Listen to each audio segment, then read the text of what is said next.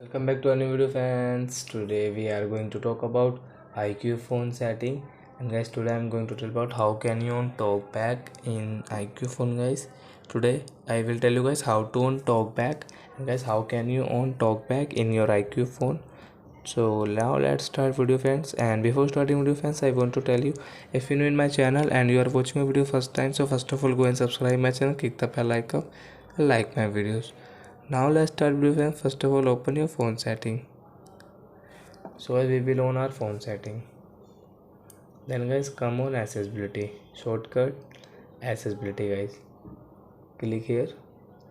Guys, click on accessibility. Guys, click on TalkBack. And guys, click on use TalkBack and allow. TalkBack on. So guys, TalkBack has on.